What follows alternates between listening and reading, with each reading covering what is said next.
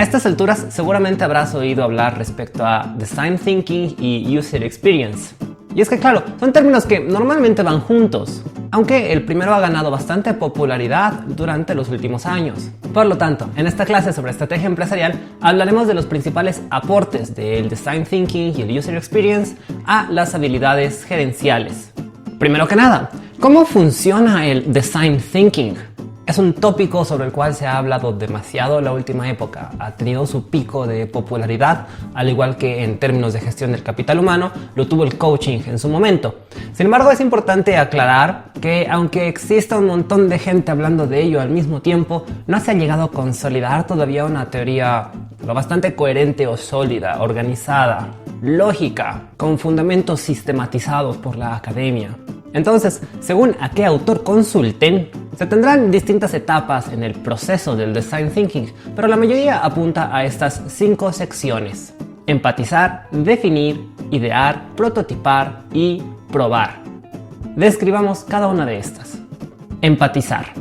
Lo primero, naturalmente, es conectar con el usuario, ponernos en el lugar del otro, entender cuáles son sus necesidades, sus deseos, sus intereses, lo que quiere. Que de hecho estas cosas pueden no ser lo mismo.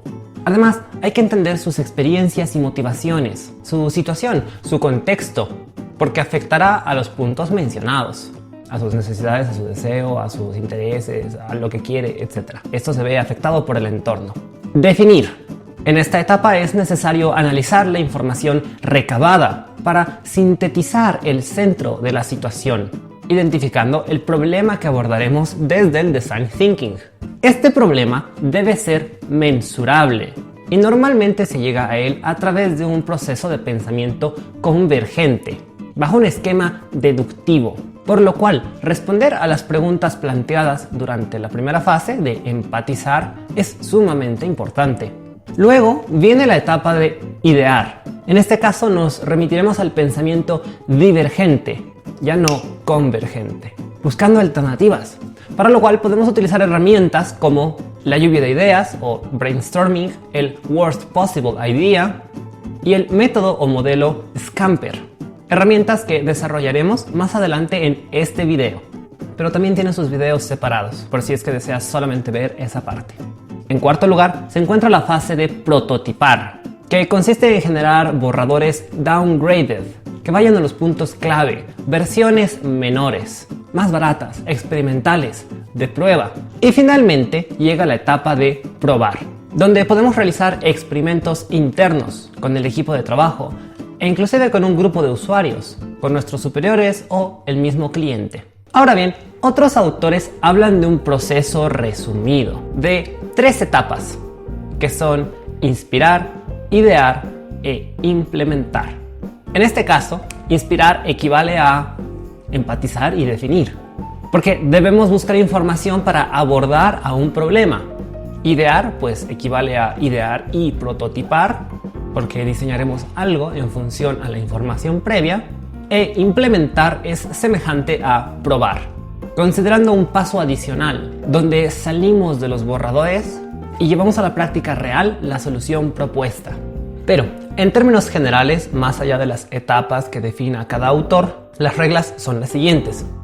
Debemos conectar con el usuario, considerarlo a él y a su contexto. A partir de ello, identificaremos problemas o necesidades, sobre las cuales deben plantearse posibles soluciones, mismas que deben estar sujetas a experimentación, con la finalidad de retroalimentar todo el proceso.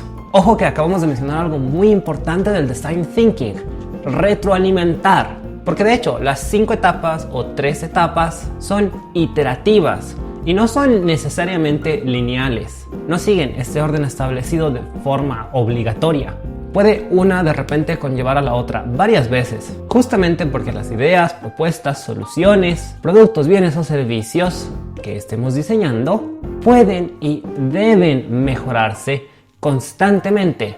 Así pues, vamos a profundizar un poco más en estas 5 etapas, con algunos detalles adicionales. Empatizar y definir. No es lo mismo pensar en un cliente que en un usuario. Como empresa, debemos centrarnos en el usuario, la persona final a la que le llegará nuestro bien, producto o servicio, el BPS. quien de hecho va a utilizarlo. El cliente sí es importante porque normalmente es el que paga. No siempre, pero normalmente. Pero si queremos que todo esto funcione y que siga en marcha, hay que pensar en el usuario final. Que lo que sea que le vayamos a brindar le resulte útil, pero no solamente útil, debe ser usable. Estos son dos principios que debemos rescatar para las habilidades gerenciales. Todo cuanto diseñemos, las ideas que generemos, los productos que vayamos a crear, las decisiones que se tengan que tomar, deben velar por la utilidad y la usabilidad. Que sirvan, pero además que se puedan aplicar. A continuación les comparto una imagen que ejemplifica, a mi parecer, bastante bien la diferencia entre cliente y usuario, de forma un tanto cómica. O, por otra parte, podemos imaginar algún lugar en la ciudad donde exista una especie de camino de tierra a mitad del césped, porque alguien decidió atravesar el pasto en diagonal, para ahorrarse unos segundos en lugar de ir por el camino pavimentado. Estos son los llamados caminos deseados o desired paths, que dicen mucho respecto a lo que uno puede idear para el usuario, en este caso alguien que está planificando una ciudad, un arquitecto, versus el camino que la gente quiere seguir, lo que éste quiere hacer. Y es muy importante conectar con esta realidad, con estos intereses, con estas necesidades. Hay casos reales de campus universitarios enteros que fueron construidos a partir de los caminos que la gente fue trazando en la tierra, a partir de por dónde la gente se trasladaba. Y de hecho son muchas las aplicaciones móviles, especialmente en términos de redes sociales, que ajustan su layout, su interfaz, de acuerdo al patrón de comportamiento de los usuarios. Tal vez no hacen una aplicación para cada uno, pero sí generan ciertos cambios en función a lo que la mayoría quiere. Y ese es el caso del famoso uso del hashtag en Twitter, que fue de hecho producto de las necesidades de los usuarios para empezar a englobar tópicos. Idear. Respecto a esta etapa, recordemos una vez más que el pensamiento aquí debe ser divergente, ya que se trata de buscar alternativas, generar ideas, pero además hay que tener en cuenta que nuestras ideas luego se plasmarán en planes, por lo que cambiaremos a un pensamiento convergente para la toma de decisiones, para sacar conclusiones o buscar posibles efectos de forma más concreta, ya aterrizando el análisis previo. En este sentido, recomiendo utilizar las siguientes 3 herramientas. Todos conocemos la típica lluvia de ideas o brainstorming, pero no está de más repasar cómo funciona, ya que normalmente las empresas aplican mal esta herramienta. Lo habitual es que estemos a mitad de reunión con todo el equipo, estancados ante cierta situación, y que a modo de reactivar la sesión se bombardee a un problema con posibles soluciones, llegando a desarrollar cada una de estas de forma extensa, para seleccionar la que mejor nos saque del problema. Pero esto no está bien. El brainstorming en realidad tiene 3 fases: setup, facilitación y follow-up. Setup. El primer paso consiste en dar un adelanto del tema que se va a tratar a aquellas personas quienes participarán en esta lluvia de ideas. Este adelanto no puede darse al inicio de la sesión. Debe darse la información de forma anticipada, por lo menos 24 horas antes. Debemos evitar las sorpresas. La gente debe estar al tanto del tema a tratar. Y no basta con mandar un correo o un memo diciendo mañana tenemos reunión a las 10 en el segundo piso, vamos a hablar de esto. Punto. No, es necesario adjuntar algún tipo de respaldo, información que brinde contexto, documentos, correos previos, informes, estados de resultados, lo que sea que ayude a que se conozca el tópico a mayor profundidad o que al menos tenga cierta extensión, seleccionando naturalmente qué información es relevante. Tampoco se trata de adjuntar 20 documentos. Así también, en esta fase debemos seleccionar a las personas competentes, a aquellos miembros quienes realmente tengan que ver con el asunto y que realmente puedan generar un aporte. No es convocar a todo el equipo porque sí. Por dar un ejemplo, no es lo mismo agrupar a 5 personas cualesquiera en una habitación con instrumentos musicales que reunir a 5 músicos. Si a ambos grupos les pedimos que improvisen algo de jazz, notoriamente un grupo lo hará mejor que el otro. Y lo propio, no porque reúnas a 2 grupos de músicos podrán todos interpretar jazz. Hay músicos especializados en una u otra cosa. Lo mismo ocurre en las empresas. Tienes que saber con quién cuentas para qué, quiénes saben qué, quiénes pueden hacer qué. De esta manera será mucho más sencillo y natural que las personas involucradas tengan interés en el asunto y que puedan prender esa chispa creativa. Facilitación. Como segundo paso, es necesario generar un ambiente ameno, romper la tensión, cosa tal que los participantes se animen a generar ideas, que seguramente habrán pensado ya algunas dada la anticipación. Pero además, ahora es necesario que realicemos una breve lluvia de ideas individual, aunque estemos reunidos, antes de intercambiar ideas, para lo cual el entorno debe disponer de los elementos necesarios, del material correspondiente, ya que debemos justamente facilitarle el proceso creativo a las personas reunidas, para que puedan plasmar sus ideas y luego dialogarlas. Follow up. Finalmente, como tercera etapa, buscaremos la convergencia, definiendo un plan y estableciendo parámetros de monitoreo, para que las ideas no queden allí flotando, sino que lleguen a ser realmente útiles y se pueda hacer el seguimiento correspondiente. Ahora bien, valga añadir algunos tips, recomendaciones para que esta lluvia de ideas funcione mejor todavía. Primero que nada, la lluvia de ideas en sí debe darse individualmente. Es decir, que cada persona involucrada deberá plasmar cuantas ideas pueda, pero por cuenta propia, sin comentarios de los demás participantes. ¿Por qué?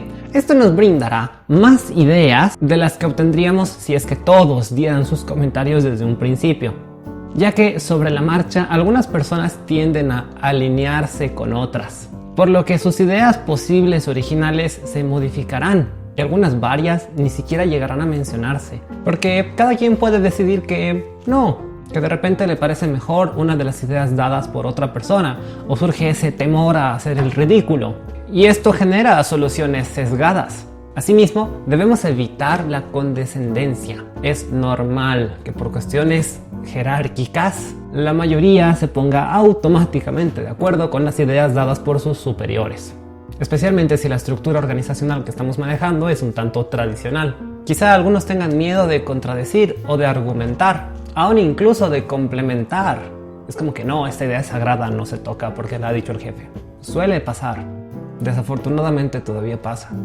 Por lo cual, las ideas deben surgir inicialmente a un nivel individual y se debe exigir a todos los participantes que generen ideas antes de intercambiarlas. Tal vez no generen la misma cantidad de ideas, pero alguna tienen que generar.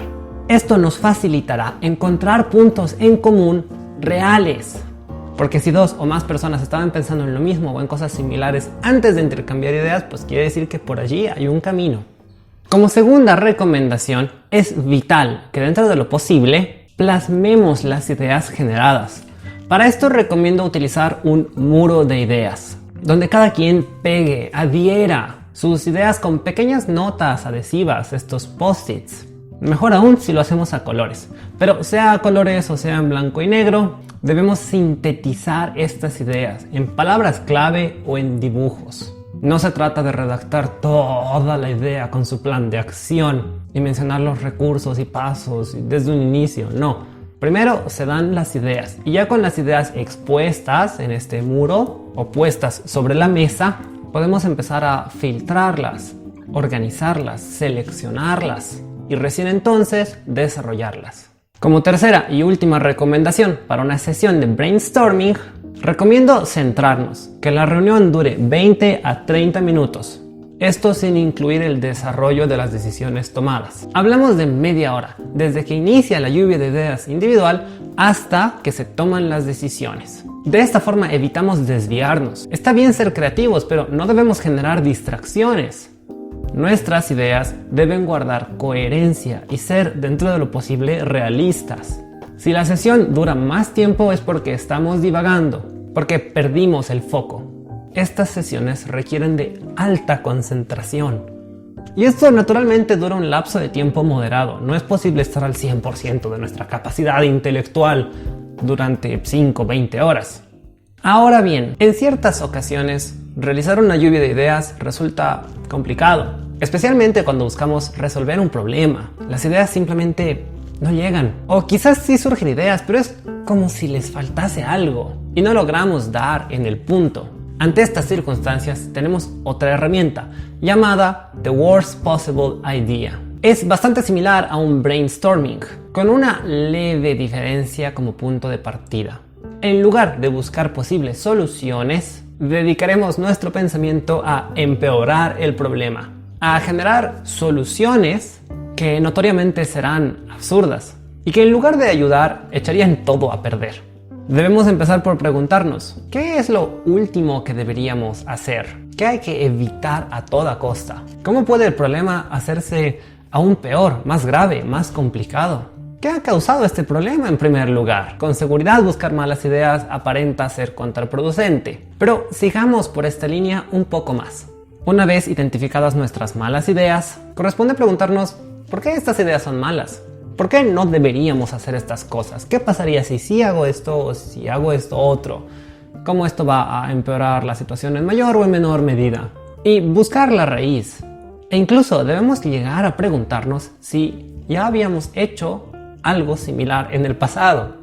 Tal vez estábamos haciendo mal las cosas y puede que a raíz de eso se haya originado el problema. Al responder a todas estas preguntas quedará en claro cuál no es el camino, de forma tal que en una segunda etapa de esta herramienta del The Worst Possible Idea, como segundo paso, demos un giro de 180 grados. Cambiemos la perspectiva por completo y vayamos en sentido contrario. Corresponde ahora desarrollar ideas opuestas. De esta manera, la lluvia de ideas consiguiente tendrá una dirección mejor definida, un norte más claro, dejando atrás aquello que debemos evitar. E incluso resultará más simple evidenciar aquellas ideas potencialmente útiles, con un impacto positivo, más eficientes, óptimas para resolver el problema planteado. Además, por supuesto, nuestras ideas guardarán mayor coherencia unas con otras y serán más realistas, fundamentadas, por lo cual podremos engranarlas bastante bien. Luego de haber aplicado el Worst Possible Idea, no está de más mencionar que The Worst Possible Idea puede combinarse con un modelo de brainstorming, siguiendo los pasos, etapas y recomendaciones dadas de esa herramienta. Otra herramienta útil para idear soluciones ante un problema ya definido es el modelo Scamper, tradicionalmente utilizado por el Design Thinking para optimizar o mejorar productos. Tanto productos físicos, tangibles, como aquellos que son virtuales, especialmente aplicaciones y plataformas. Pero es igualmente válido para trabajar con todo tipo de BPS, bien producto o servicio. Y aún incluso puede utilizarse esta herramienta para aquellas instituciones que no tienen fines de lucro, como ONGs o fundaciones. Y, ¿por qué no? Podríamos también llevar esta herramienta a instituciones públicas, gubernamentales, centros de estudio, centros de salud, etc.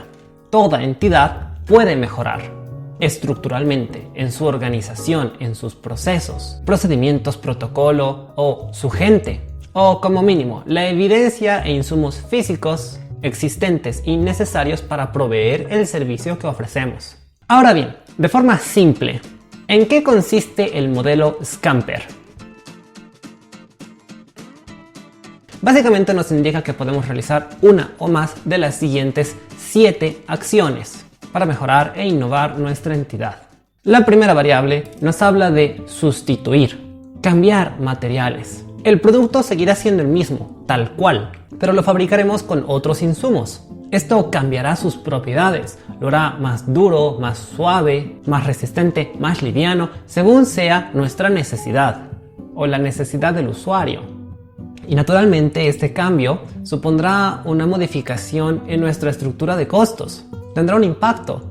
Y por qué no, también hay que considerar que cambiará las condiciones necesarias para el almacenaje del producto. Como segunda alternativa, podemos combinar, mezclar partes de un mismo producto, juntar etapas de producción, o ahora incluso podríamos llegar a unir dos productos diferentes. Nuestra tercera variable es adaptar, en cuyo caso será necesario cambiar una parte del BPS, de forma tal que responda mejor a la necesidad del usuario, que se adecue a sus intereses. Valga mencionar que no estamos hablando de cambiar el producto por completo, lo estamos mejorando. Otra opción es modificar, que no debe confundirse, porque esta variable apunta a temas de estética, de forma, la apariencia y no necesariamente la funcionabilidad. Algunos autores ejemplifican el modificar con magnificar o minimizar, hacer que algo sea más notorio, dar o quitar énfasis. Además de las opciones ya señaladas, es posible cambiar el contexto. Hablamos de poner otro uso, preguntándonos, ¿qué otra cosa puede hacer este elemento? ¿Para qué más puede servir? Son muchos los productos que inicialmente se inventaron para una cosa, pero terminaron utilizándose o aplicándose en otra, o se usaron de forma distinta. Esto ocurre especialmente si le brindamos libertades al usuario y prestamos atención a su creatividad. Pero no solamente aplica para productos, como mencionábamos hace un momento, también es posible aprovechar toda la estructura de la empresa y utilizarla para algo más. Darle otra dedicación, porque ya tienes la gente, tienes los recursos, el equipo, los insumos. Es solo cuestión de cambiar el foco. Sexta variable, eliminar. Quitar una parte. Suprimir algo del BPS.